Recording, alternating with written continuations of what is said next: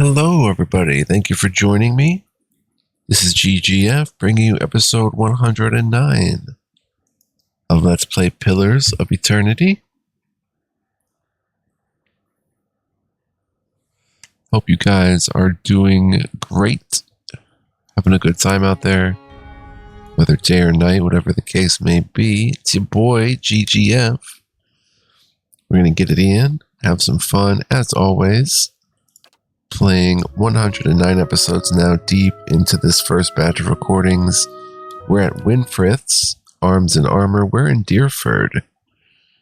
And it's been a trip. Even Deerford, this seemingly midway town between Defiance Bay and the Twin Elms region, is packed with content. It's unbelievable how much content this game has. And it's all great stuff. So yeah, I'm not even sure what we did last time. It was a lot. I think we bought a new pair of boots. Wait. Oh, man. It's something. We bought some magical item, I'm pretty sure.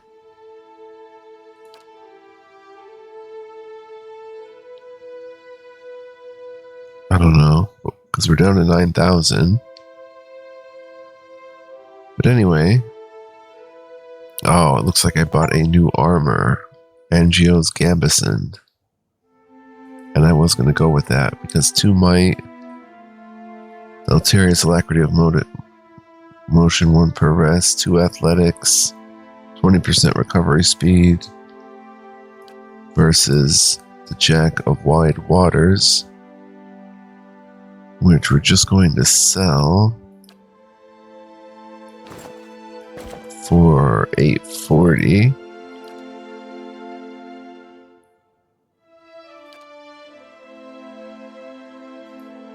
Blide Golan, +1 intellect, and this is giving +1 dexterity, +2 survival. This could possibly be an upgrade over the Blide Golan. For now,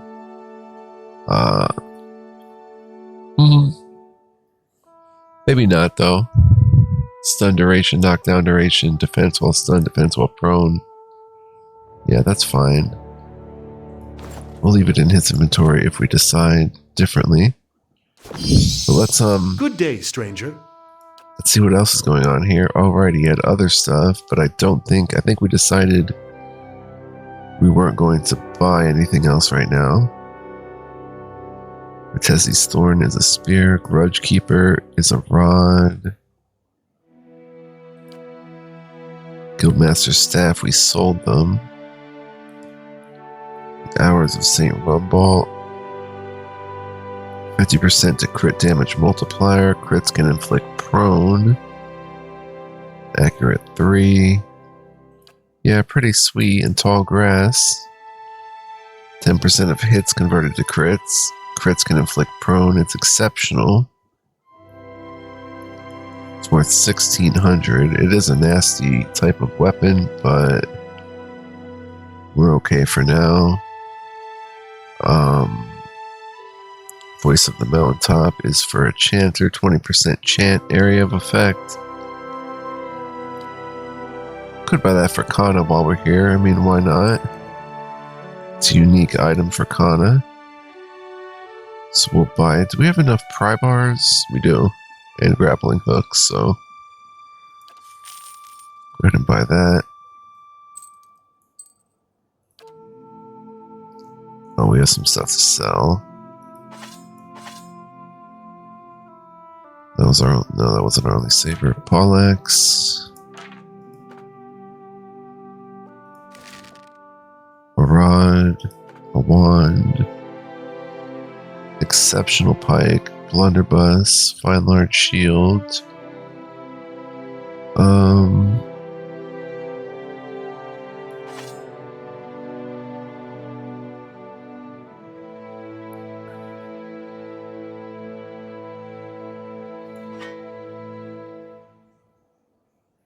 Sell the exceptional pike. 21 to 30. go ahead and sell it. Pick up 880 back.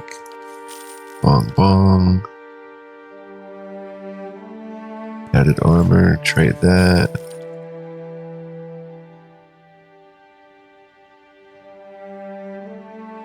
Alright, very good. So, we'll stash this Chanter's item. And, keep exploring. Be constant. Sure. Deerford. There's much more to see, it seems.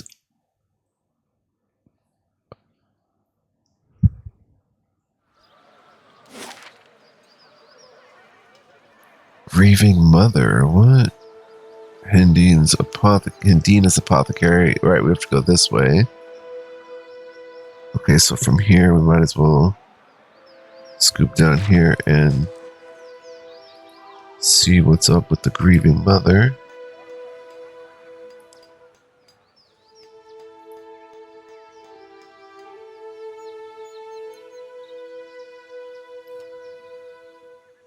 Oops. Scout out the area. The woman looks briefly through you as if she doesn't know you're there.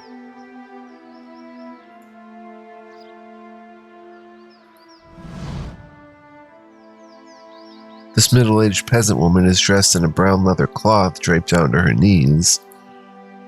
Her hands are working at separating stringy, colorless vegetables in a pile before her, stripping the heads off the long, fibrous stems with a paring knife. She discards the stems one by one, placing the heads of the vegetables into a small cradle-like basket in front of her. She doesn't greet you as you approach. You're not sure she even knows you're there. Excuse me? The woman doesn't respond. She keeps stripping the heads from the vegetables with a steady rhythm. She may be deaf. There's no indication she heard you. Study the woman. At first glance, she seems nothing more than a middle-aged woman, unremarkable, maybe less stern than most, who seems more focused on the weaving in her lap than her surroundings. Yet you suddenly notice she's not stripping the vegetables before her any longer. She's weaving, and the vegetable pots are now missing. She still pays you no mind, her brown locks torn and snagged from lack of washing, like many of the townsfolk you've seen. There's a strange blur to her. Even the motions of her hands seem to be playing with threads that lack color in a shape that lacks interest. It may be that she is half-minded or deaf, but something feels wrong. As you watch, her knitting takes on an odd cadence, and you have a terrible suspicion that something lurks beneath what your eyes are showing you. Focus on the woman. Her brown hair is long, almost impossibly to the length of her hands. As you follow the streams of her locks downwards, the hairs become long and black, splitting off into threads of black and silver, and wrapping around her hands.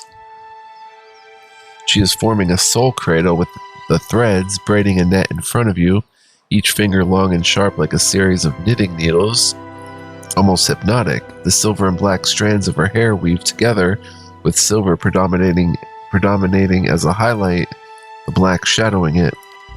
And suddenly you are calm. You're on a plateau, almost the height of a tower, several stories high.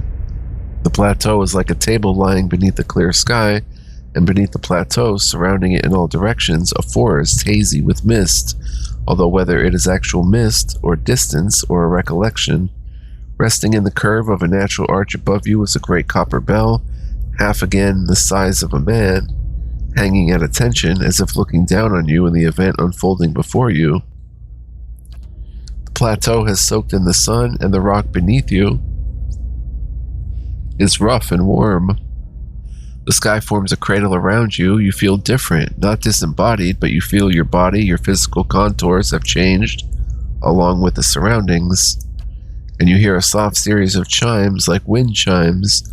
At the sound, the scene gains color and texture, as if the sound is beckoning you gently forth, filling your senses and thoughts like mist rolling softly into a sealed chamber. And focus on the chimes. The chime coaxes you deeper into the memory, and you're certain it is a memory, a warm one. You're on the stone of the plateau, your knees on the warm texture of the ground, silver, White, shimmering like Audra, the plateau is formed of it, glistening in the sun. You could feel the heat on your skin, your wrists, and your hands. Your hands are in motion. Weaving, not thread, but gathering, tenderly moving along the first movements of Barath's wheel. Your hands are wet, your hands are upon the flesh of a newborn child, and you can feel the crowning of a tiny head turning in your grip, its head slick, wet from the womb. The hands you are wearing, inhabiting, have done this many times, and they are practiced and confident. You can feel distant pains in your own head as the head emerges, a stream of fluid from the womb helping the newborn slide forth, and a woman's labored breathing, crying out. Focus on the child, the movement of your hands. As your hands move, you hear the sound of chimes, clear, cutting through the haze of a memory.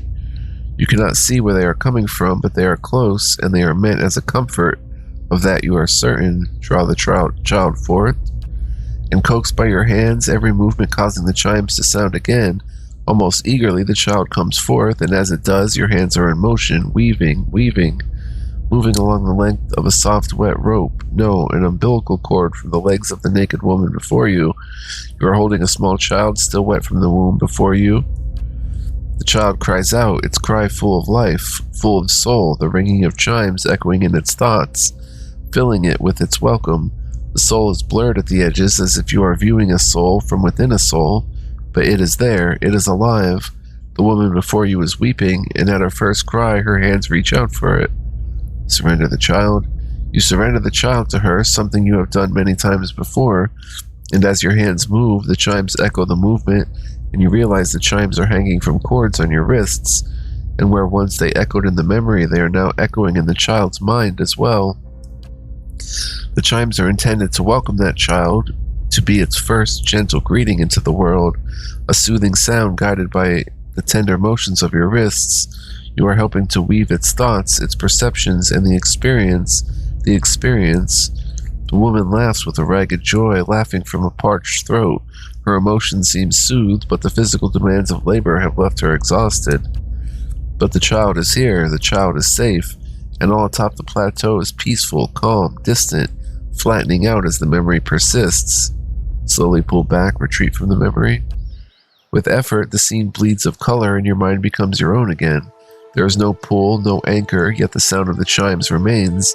As they existed in the memory, they sound here as well, and they are hanging from woven braids on the wrists of the woman before you. Even as your head is spinning from the touch of her mind, the sound of the chimes on her wrists is sharp and clear, as if coaxing you back to the real world.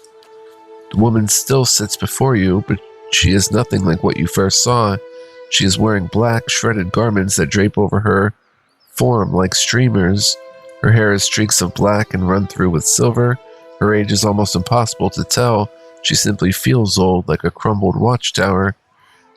As she lifts her head to face you, you see that her hair is draped across the front of her face like a veil. What you first saw of her was a mental glamour of some sort, unconscious, and you realize what you see is not what the world sees, and you are perhaps the first to see her true self.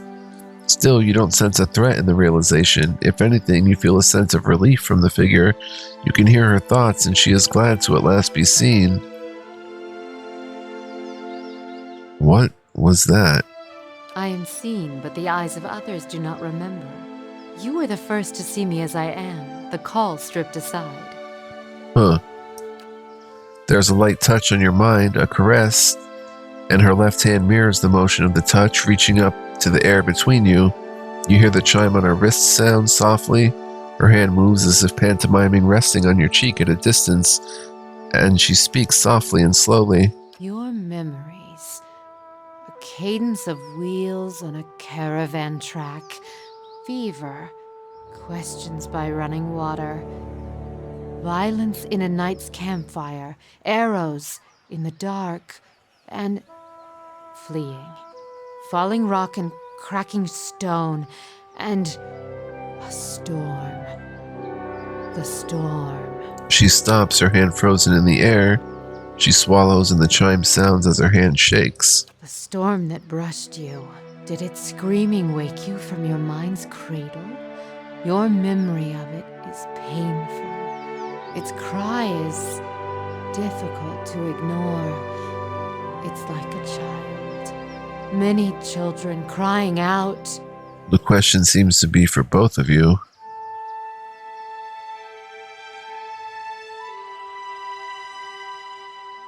I encountered a Biawak, yes, and it did something to me. Her hand withdraws shyly, the chime sounding softly once again. The woman stands uncertainly, as if she has been sitting for some time or is too weak to bear her own weight. You notice her cheekbones are tight, her face gaunt, yet while her stance is weak, she seems determined to stand before you. You are able to see me.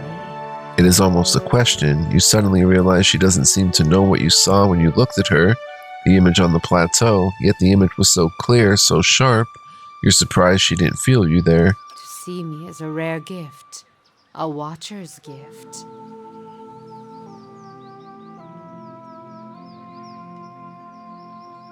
I've never been able to do that with a living person except with you. Cipher requirement not met. So many questions, thoughts whirling like storm winds. That storm still roars through you, deep beneath your thoughts, yet muted and secret, like an underground river.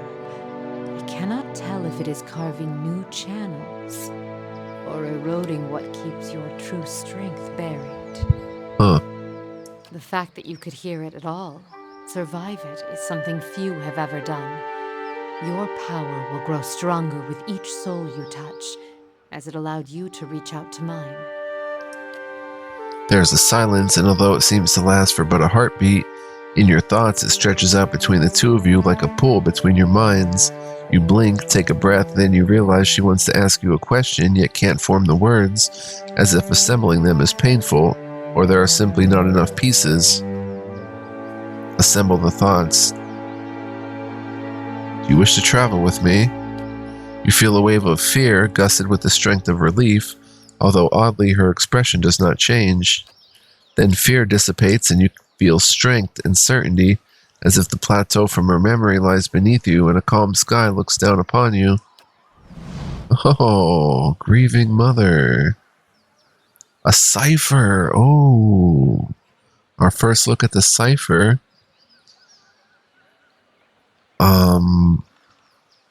Oh dear.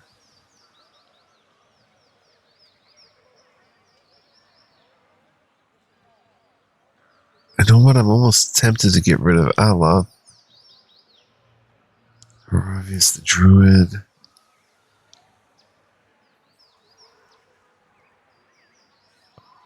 I don't know what she really brings to the table. I think for right now, we dismiss Sagani. Farewell. And we bring her on. Bon, mashallah. Dream and memory, learn of the grieving mother's past. And her name, well, she goes by Grieving Mother. 7, focus. We'll have to figure that all out. I take it she's going to be like a rogue type, because that's what a cipher basically is, I think. But we have to level her up, and we have to go back to the stronghold to get Sagani equipped, get her gear, and put it on Grieving Mother. Let's see what this is about. It doesn't really say what her class is about. She's got 2 lore, mechanics, survival, stealth. Let's go with stealth because Sagani was stealth. So we'll go like 4 points of stealth. Antipathetic. Antipathetic field. Oh wait, what did that say about ciphers?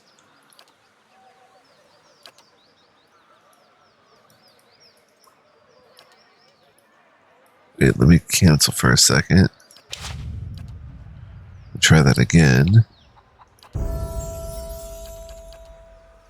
Ciphers can directly target allies and enemies with powerful soul-focused effects. These powers cost focus, which ciphers build through the use of their soul whip. Okay. Antipathetic field creates a toxic physical manifestation of the mutual antipathy between the cipher and the enemy target. Enemies caught in the path between the two will suffer corrosive damage, 15-meter range, 6 duration, 6 seconds. It's a beam, 13 to 21 corrode damage. Accuracy versus reflex per every second, and the user gets plus 20% beam damage over 16 seconds. That's pretty cool. Eye Strike shocks an enemy's visual receptors, dazing and blinding them, as well as blinding nearby targets. Requires 10 focus. Speed average, range 10 meters. Target plus 2.13 meter radius. Blinded for 13.5 seconds. Dazed for 13.5. Accuracy 10 plus 10 versus fortitude. And the AoE get blinded for 13.5 at accuracy plus 5 fortitude. Soul Shock briefly transforms the outer shell of an allied target's soul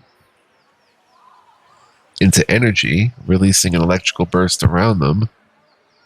Characters standing in the area around the target take shock damage, 10 focus, average speed, 6 meter range. It's an allied target, plus 2.49 meter radius. But it releases a burst around them. It's not going to hurt them, but around them in that radius will take 23 to 31 shock damage at plus 5 versus reflex. Tenuous Grasp assails the target's grasp on reality, frightening and confusing them. 10 focus, average speed, 10 meter range. The target is frightened for 20 seconds, confused for 8 seconds, plus 10 versus will. That's really cool. I think I'll get Tenuous Grasp, actually. The beam is pretty neat too, though. Times 13 to 21 by 6 because it's 6 seconds long. And if you hit a distant enemy with that, everything gets caught in the beam, takes that damage. Plus you add 20% to that. Oh, that's really tempting too. Eye Strike is too, though, blinded. And a 2.13 radius. Perception reduced by 4, movement reduced by 2, reflex and deflection reduced by 20. Dazed.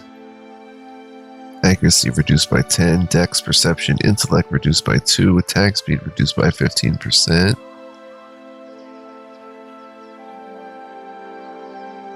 I might get Eye Strike, actually.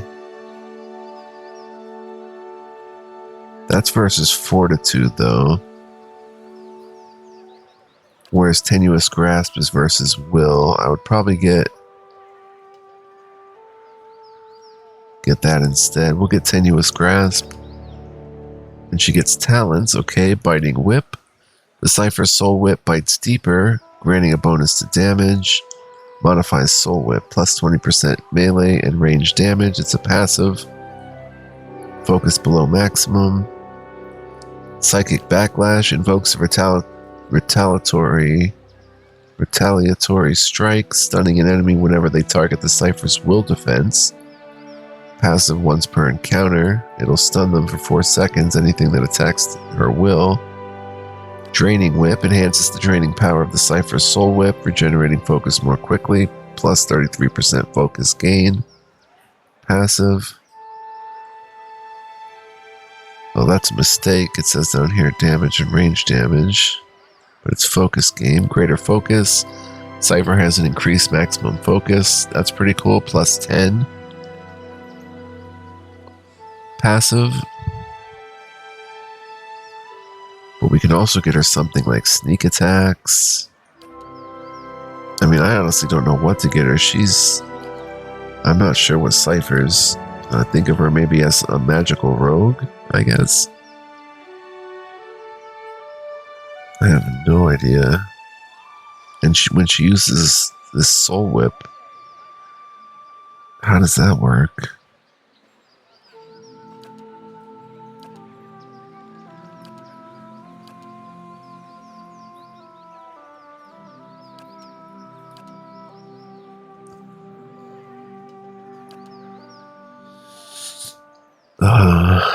More damage with the Soul Whip.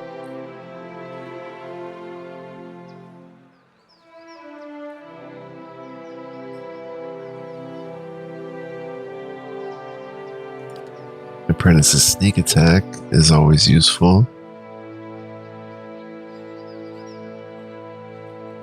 Let's get greater focus. Max focus plus 10.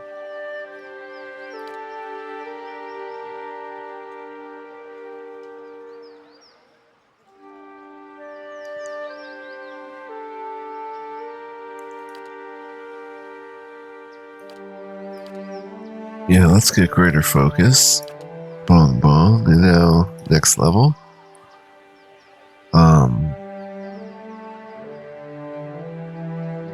Gotta go a little athletics too, though.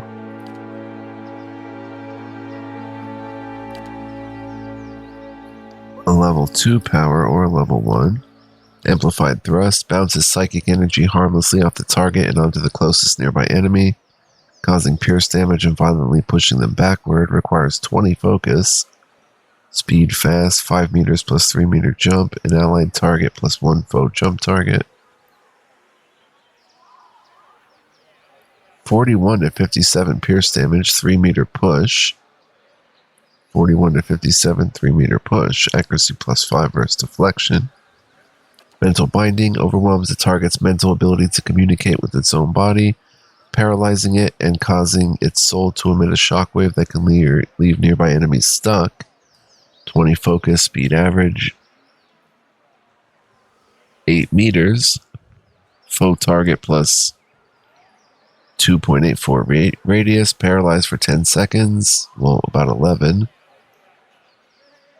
Plus 10 versus will, and the AoE makes them stuck for 8 seconds.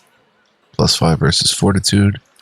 Mind blades co-ops the target's essence, generating a slashing blade of force that attacks them before leaping up to 5 additional targets. 10 meter plus 10 meter jump, 20 focus. Foe target plus 5 jump targets, 19 to 29 slash damage, plus 5 burst deflection, and jump targets times 5, 17 to 26 slash damage. Phantom foes invades the minds of targets in the area of effect. Oh, we get 2 of them. Causing them to believe they are surrounded by phantom foes, leaving them flanked for the duration. 7 meter radius. 20 focus, range 10 meters. Foe AoE, minus 10 enemies needed to flank for 27 seconds, and it frightens them for 8 seconds. Plus 5 versus will. Her abilities are crazy. Psycho-vampiric shield. The Cypher uses the target's strength of mind against it, stealing a portion of its resolve in order to better deflect incoming attacks. 20 focus, 8 meter range, drains minus 10 resolve for plus 25 deflection for 27 seconds. Accuracy plus 10 versus will. Recall agony. Causes the target to relive the psychic trauma of an injury moments after receiving it, experiencing the damage all over again. Fast, 20 focus, 8 meter, 30% of all damage reapplied over 16 seconds, plus 5 versus will. I think we're definitely going to get Psycho-Vampiric Shield.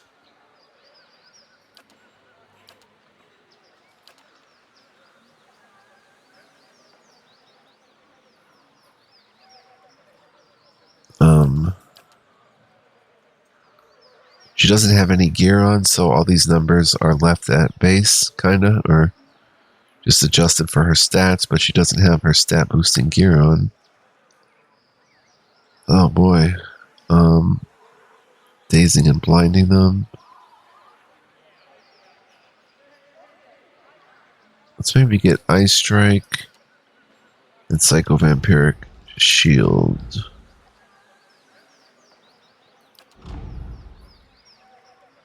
Or Mental Binding.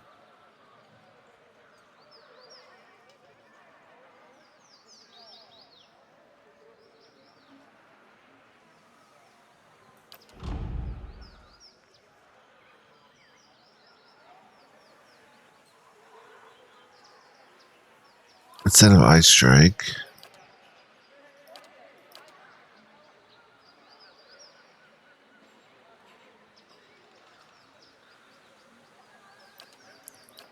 let's go with Mental Binding. Wait, that requires 20 focus. This only requires 10. So let's get Ice Strike and Psycho Vampiric Shield. Here we go. Let's get Second Wind and some Survival. Lore as well. She gets another power. We can get Mental Binding. Might want to get one that does damage. Antipathetic Field.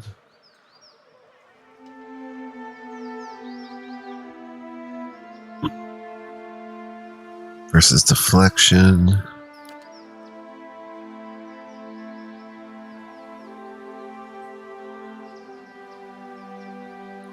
Flank deflection is reduced by 10.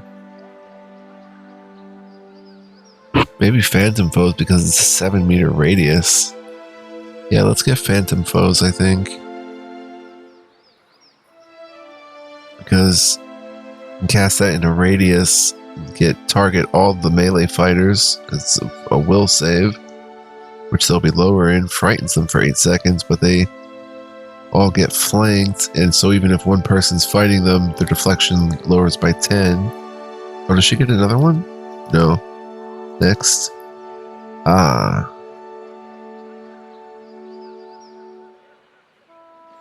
don't even know what weapon type she uses. That looks like a dagger, I guess?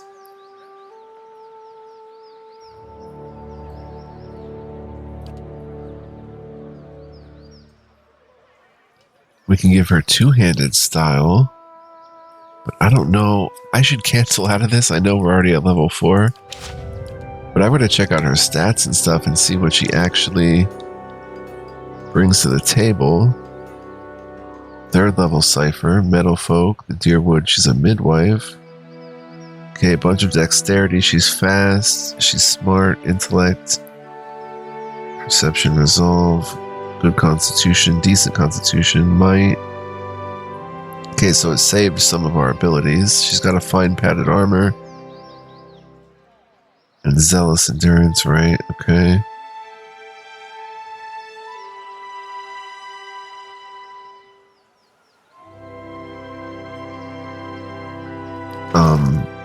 She comes with a fine crossbow, and that is a dagger. And fine padded armor. Oh,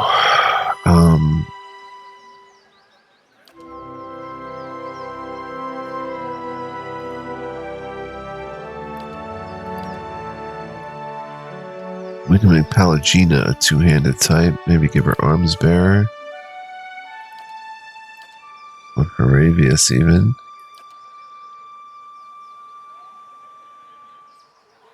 But if she's using Sagani's equipment, we have to go back and get the equipment from Sagani. So maybe we'll put this off for a second. Quiet. And go and do this. So this is going to be an episode-long thing, if not multiple episodes. Just decking out Grieving Mother for a bit. Deerford Crossing. Stormwall Gorge we explored. Let's go back to Kadnua.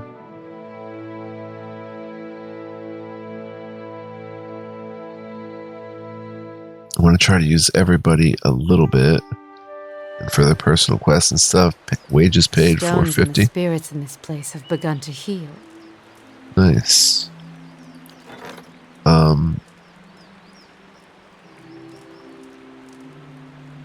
Wait, Zawa returned? Yeah. Mossy Rock. Some on a Swamp Lurker once for 35 seconds. Oh, we have to meet Lord Birnwagar. And it looks like, how much do we have here? 7 hours. Okay. So, let's,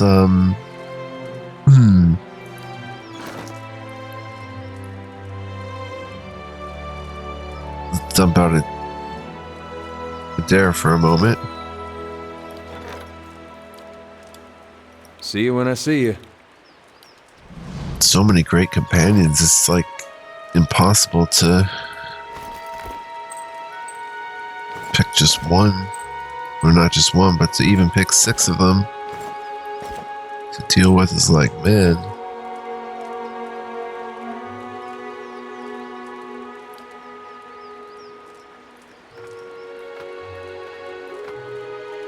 Berserker's belt, we can stash that. That's for Manea.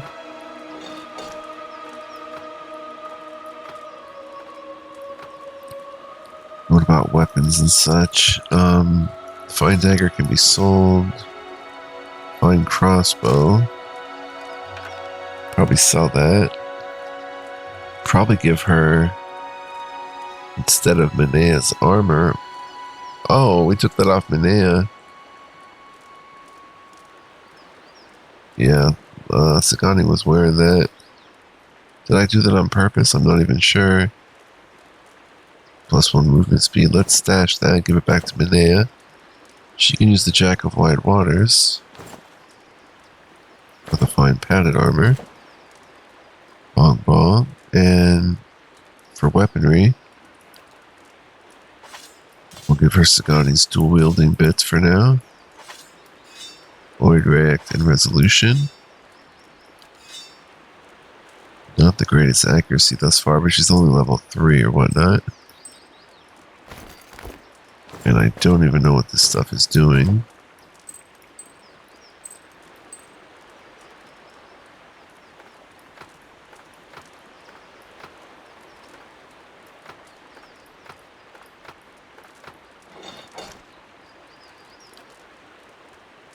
Persistence. I don't see her being a...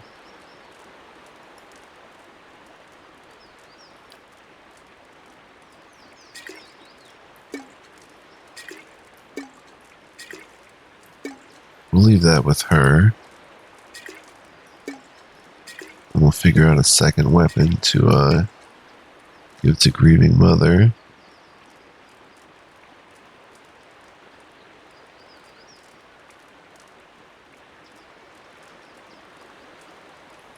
There's also this, which grants mirrored image when struck.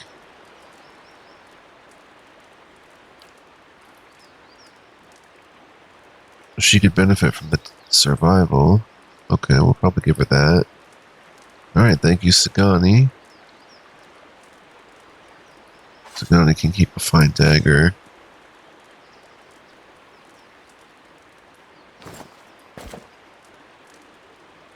No, I don't want to sell that stuff. She can keep a fence cradle. Alright, bong bong. Let's exit out of here. Get our peeps back again. Farewell. There. Now, let's continue leveling up Grieving Mother. Level 3. We ended up getting a little survival.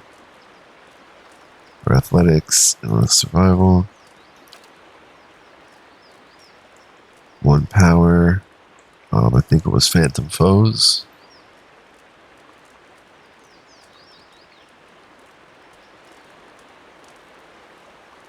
I was telling myself.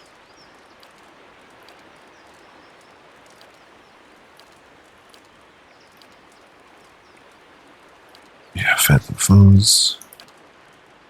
And a talent.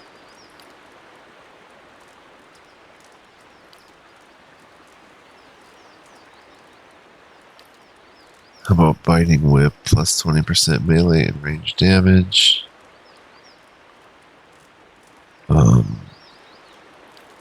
Or 15% damage while wielding a two-handed melee weapon. 2 weapon style, dual wield attack speed.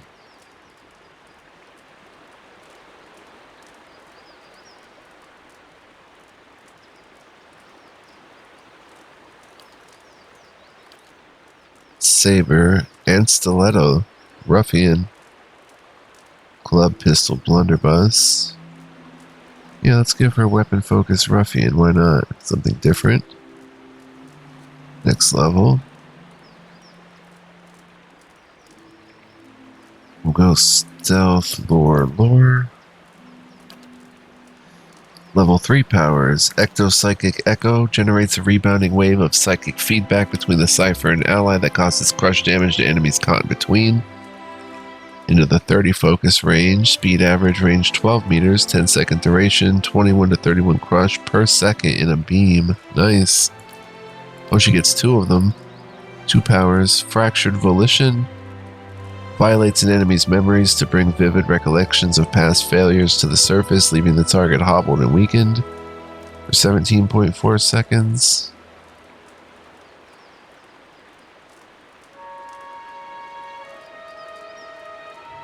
Cool. Pain Link. Mentally links nearby enemies to the target, forcing them to experience a portion of all damage the target suffers. Wow. 8-meter range. Allied target. 25% of all damage reapplied to nearby enemies over 26 seconds. So if we get someone who's getting attacked by a bunch of peeps and taking a lot of damage, we can link them. Pain Link. Puppet Master destroys the target's psychic defenses, leaving them dominated by the Cypher for the duration, which is 23 seconds. Plus 10 versus Will. 5-meter range. Speed fast. That's powerful. Secret Horrors causes enemies in the area of effect to believe their worst fears have been realized, frightening and sickening them for the duration. Frightened and sickened. 10 meter, 4.62 radius, plus the target. That's cool. Soul Ignition forces an enemy's soul to leak energy, igniting the air around them and burning them over time. 10-meter range. Whoa, 132 burn damage over 14 seconds. Plus 10 versus Fortitude.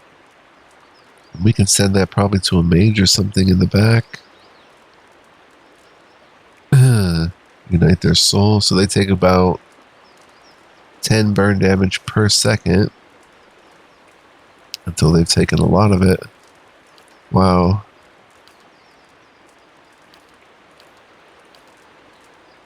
I think we're going to go with this beam. That beam is really cool.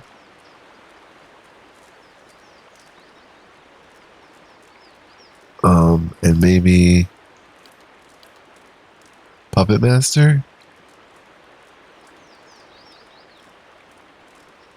Dominate for 23 seconds.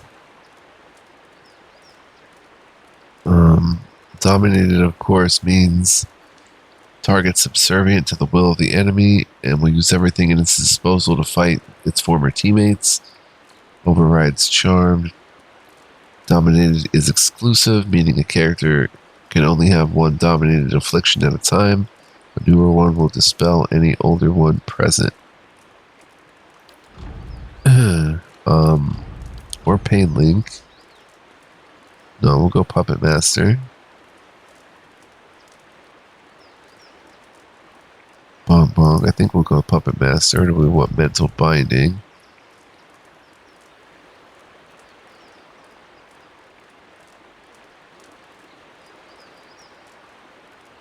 And what is stuck again? Just can't move. They're rooted, able to act but unable to leave their current location. Dex reduced by 2, accuracy reduced by 5 for all sources. Reflex and deflection are reduced by 30 or 20. Oh, that's tempting. But we're going to go with this selection. Next level, level 6. Lore, she can use level 2 scrolls. Let's get a point of lore and save 3 points.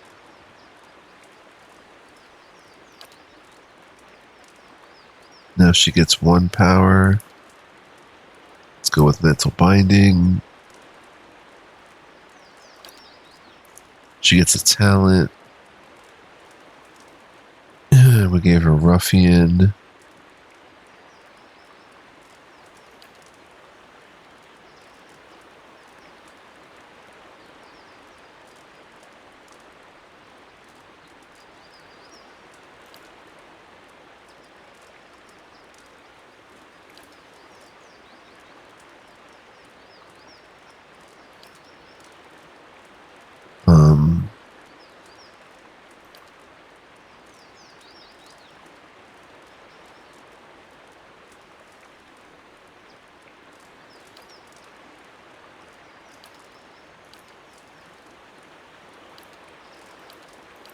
Mental Fortress. Charm, Terrified, Frightened, Dominated, Confused.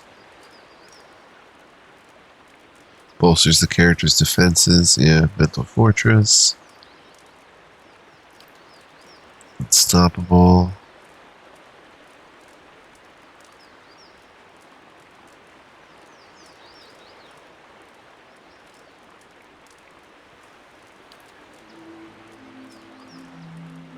Body controlled.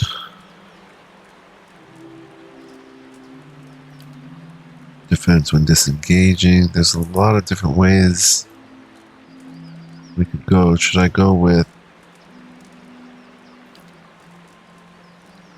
Arms Bearer?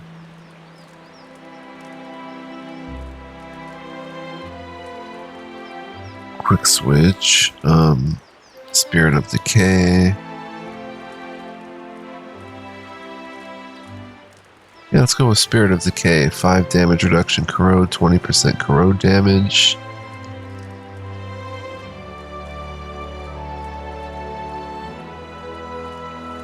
Go with that. Next level. 9 points. Let's go with a point of lore and stealth. Level 4 powers. Body attunement. The cipher probes the mind and soul of the enemy target, finding the strength of its defenses and stealing them for his or her own. Drains a portion of the target's damage reduction, granting the same amount as a bonus to the cipher. 7 damage reduction stolen for 21 seconds. Mind Lance. Impales the target with a lance of pure force, inflicting major pierce damage to anyone in the line of attack with a high chance of causing an interrupt. Length 15.4 meters. Target plus that length. Interrupt is stronger, 36 to 43 pierce damage, plus 10 versus will. Pain block provides an ally with a mental block in his or her pain, granting a bonus to their damage reduction and regenerating endurance over time. Ooh, I like that. Plus 10 damage reduction for 29 seconds, plus 109.9 endurance over 29 seconds.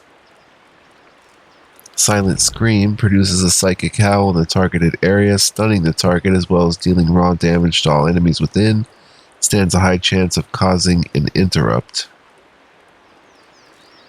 Target plus 3.85 meter radius, range of 6, average speed, 36 to 52 raw, stunned for 11 seconds, accuracy plus 10 versus will, and the AoE takes 29 to 41 raw damage.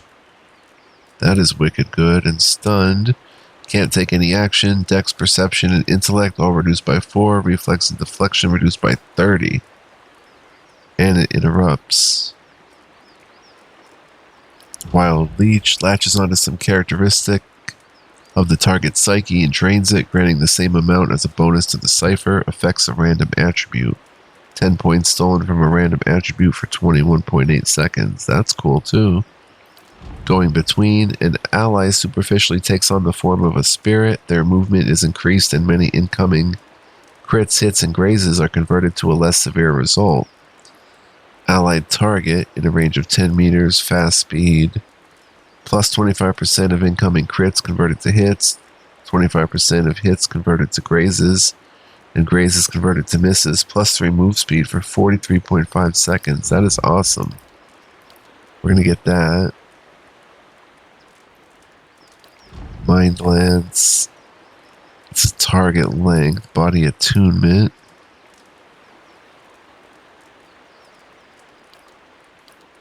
And let's go with Pain Block. Damage reduction and endurance regen. I think. Or maybe we should get a more damaging one. Psychic Howl. Target of within 6 meters. Wild Leech. Yeah, I like Pain Block though.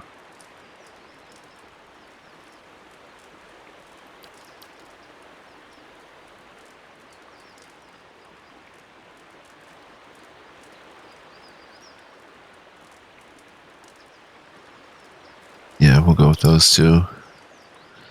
Next level. Level 8.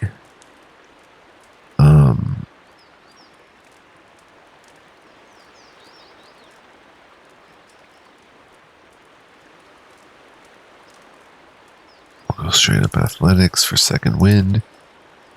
Level 4 power is one of them. Silent scream, I think. Go with that.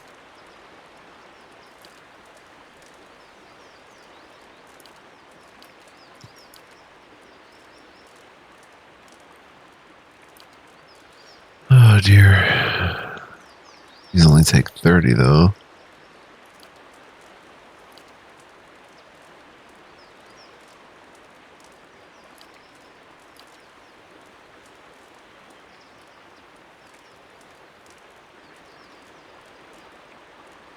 That's pretty nice because it's damage reduction. So if we're fighting an enemy we're tinking off of with our measly weapons.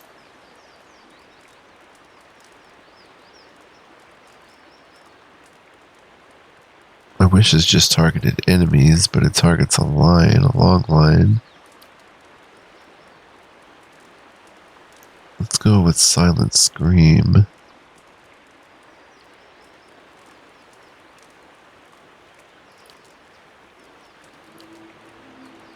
Frightened and Sickened, Soul Ignition, Pain Link.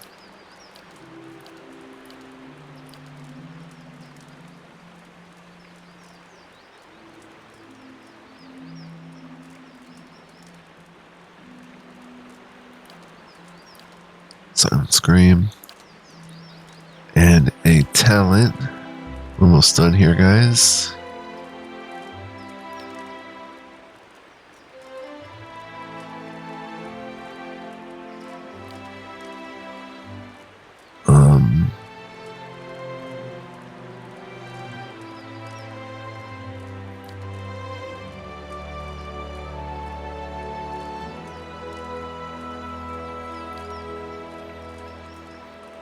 And Venom Strike 3 per rest, 66 raw damage over 13 seconds, plus a primary attack. And that's versus Fortitude 3 per rest. With a mixture of animal and plant venoms applied to his or her weapon, the character is able to deliver a toxic strike that does raw damage over time. Maybe we'll go 2 weapon style as well for her. 20% dual wield attack speed.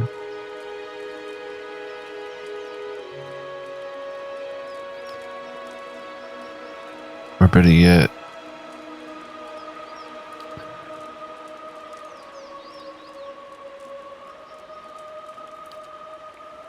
plus 15 interrupt.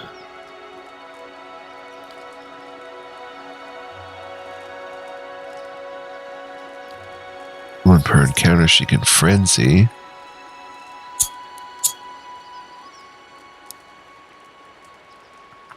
Mm-hmm. 3 might, 3 constitution, 25% attack speed. Minus 10 deflection, health and endurance concealed for 17 seconds. She might not have the deflection to manage that.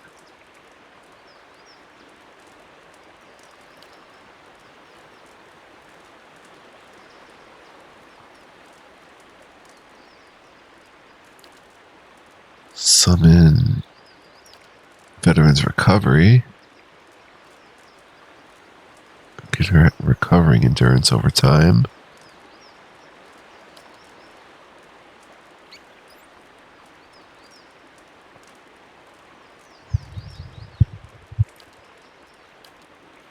Let's go Draining Whip, get that 33% focus gain so we can actually cast these abilities. Awesome, next level, level 9, this is the last one. Let's go Lore and Survival. Ringleader, a 5th level power. Imprints an insidious and powerful compulsion to obey the cipher across all enemies in the area of effect, dominating the target and charming all others in a 2.31 radius. Dominate the target for 14.5, accuracy plus 10 versus will. Charm the AoE for 14.5, accuracy plus 5 versus will. Speed is slow. Range is only 4 meters. Or we get 2 of them, right? Borrowed Instinct ransacks an enemy's intellect and perception for energy, causing damage to those enemy attributes while boosting the cipher's defenses and accuracy. Average speed, 10 meter radius, so the foe target gets -8 intellect and perception for 36 seconds, plus 10 accuracy versus will, and the user gets plus 20 accuracy, plus 20 ranged accuracy, plus 20 deflection, fortitude, and reflex and will for 36 seconds. That's amazing. Detonate splinters the target's soul with sheer force, inflicting raw damage to them. Targets with low endurance explode, causing crush damage to all in the area of effect. 5 meter range, 52 to 77 raw damage. Accuracy plus 10 versus fortitude. Destroyed, 2 meter push. Doesn't say what the area of effect is, though. Tactical meld connects the mind of the cipher with an ally to gain the ally's knowledge of his or her enemy, bestowing an attack bonus upon the cipher towards the enemy the ally is attacking. Requires 50 focus. Effects, user plus 20 accuracy when attacking the same enemy as the target for 36 seconds. Let's go tactical meld and borrowed instinct, I think. Which is just nuts.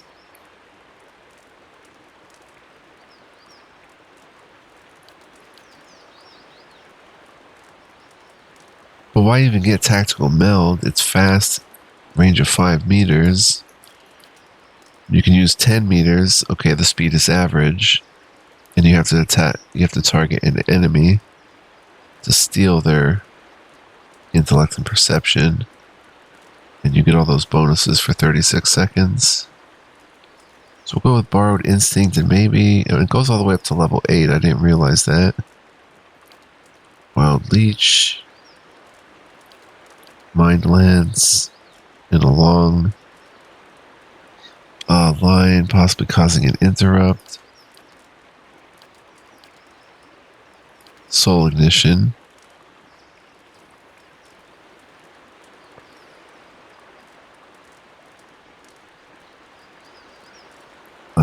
Pain link. Secret horrors.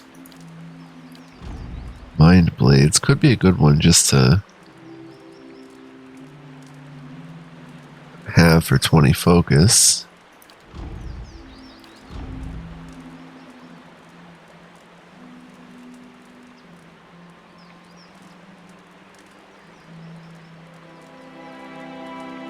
That's pretty cool because if someone's attacking, say, a backline character, you can get them off them pretty quick.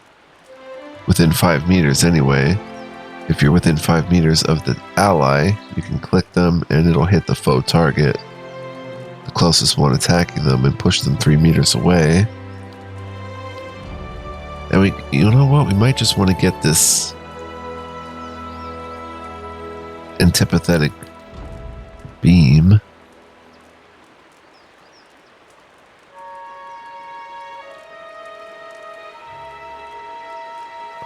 There is some strategy to using these lower level ones as well, which take much less focus.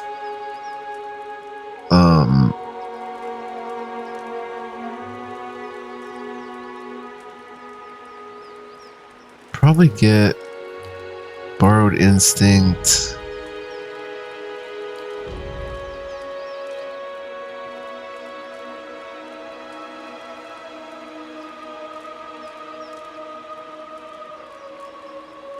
Crush damage to all in area of effect.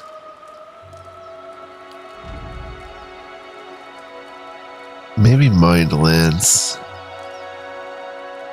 If she can line up targets, it would be good.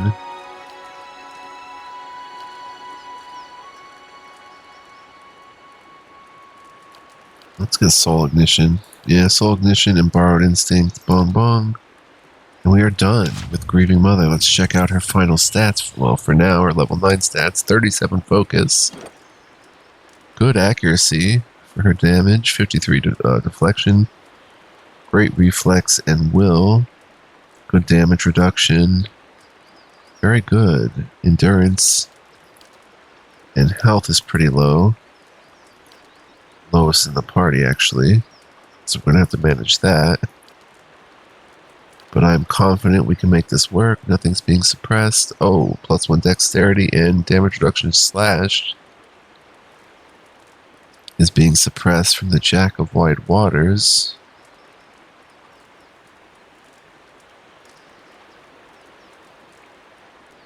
It says it's being... Oh, because the blunting belt is giving 5, so...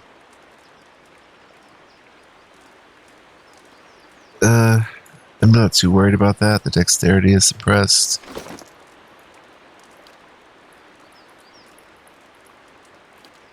She's getting more dexterity through Fulvano's gloves, which we could switch out for something. I don't know if she needs intellect. Does she need intellect?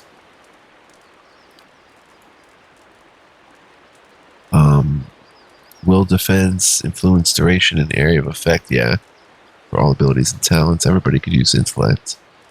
But instead of dexterity, maybe she can get might and constitution. Yes.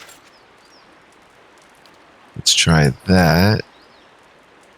And get Haravius to dexterity. Which is being suppressed because he's probably got a dex something or other. No, it's not being suppressed. Oh, he's got the dexterity cloak. Huh.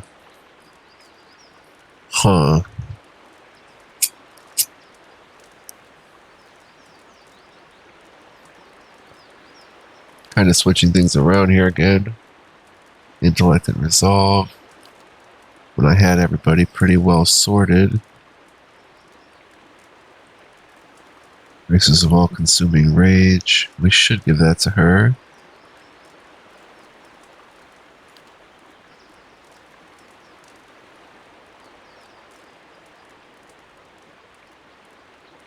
You won't get the dexterity, but maybe light endurance and perception 1. Grants restore light endurance 3 per rest. 18 endurance. Let's give that to Haravius, and hopefully the perception. Does she have anything dexterity? Reflection? No. No dexterity. Perfect. But hopefully his perception doesn't get suppressed. It does, dang, from the spider fingers. So, those are whatever, but let's give dexterity to Palagina. Whoops. She's not getting anything suppressed, right? Perfect, perfect, perfect. And the spider fingers of perception. I have much better than that. Warding gloves. Aloth has spell damage multiplier. Plus 10% spell damage. He's got gloves of accuracy 2. Oh. But he'd be getting perception 1, restore light endurance. Perception at least gives accuracy, so he's only going to go down to a 60. His reflex goes up 2. And Haravius can have minor accuracy, which gives him 5 accuracy. Taking him to a decent level with a pretty good mace of Raven Wings. Let's see if Adair's getting suppressed anything. No. Perfect. So we Gucci. Oh, that was awesome. I really enjoyed that. Hope you guys did too. Let's see how long we've been playing. 1 hour and 4 minutes. Time to wrap it, to say the least. So I hope you guys enjoyed that. If you did, please like, comment, subscribe. Next time we will get into some action. And I'm going to make sure we don't do all this switching out, all the time. I just want to put the new characters in for a while. We're going to do everybody's quests that are here. If anything, Aloth will get switched out next time. And we'll just go from there. But no, everybody's going to roll with the party, and we're going to get into adventure. Next time we'll head back to Deerford and stuff like that. So, quick PSA, guys. If you like what I do and want to be a huge help to the channel, you can become a member. Links and info in the description. Feel free to check that out, and I will see y'all in the next one. Don't go anywhere. Hope you guys dig these menu-based episodes as well. It's part of the game. Part of a game I really enjoy as well. I love that sort of thing, but hope you guys do too. If not, stay tuned for more action-oriented ones. Until next time, be well, live well, stay well. Much love, peace, and joy. And I am totally revamped again to make many more episodes of this. And I'll see you guys then, hopefully. Ciao for now.